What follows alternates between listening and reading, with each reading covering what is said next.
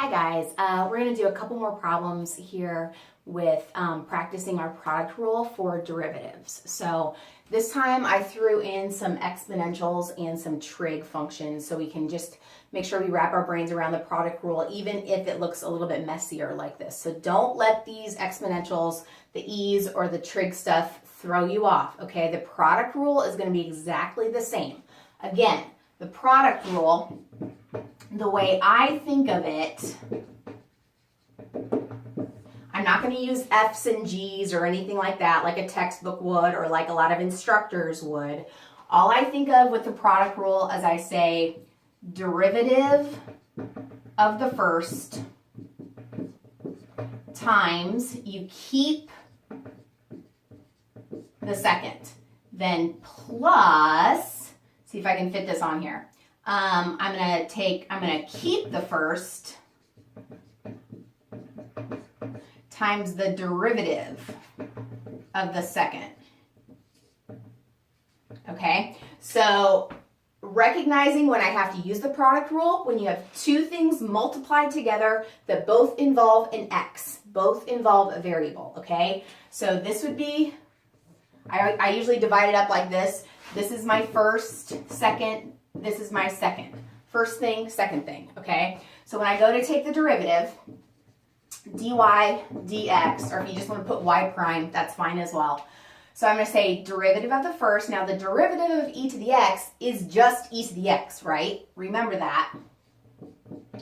Times, keep the second. Oh, let's rewrite that.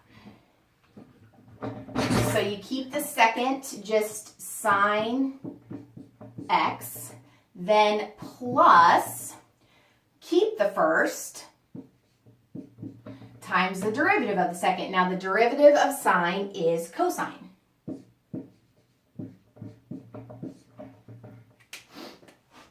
See if I can divide this out so it looks a little more organized.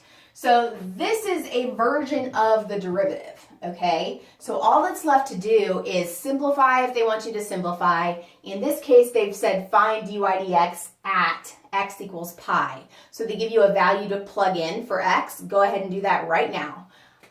So dy dx, plugging pi in for all my x's is going to be e to the pi times the sine of pi plus e to the pi times cosine pi. Now, sine pi, cosine pi, when you're plugging an angle into these trig functions, you can evaluate it, okay? And they're going to want you to evaluate it. So the sine of pi, you got to think back to your unit circle. The sine of pi is 0. So here we're going to have e to the pi times 0 plus e to the pi times, now the cosine of pi is -1. So still doing dy dx here, but obviously 0 times anything just goes away. Our final answer here is going to be negative e to the pi. So again, using the product rule, break it down easily. Derivative of the first, keep the second. Plus, keep the first, derivative of the second. That's the pattern every single time.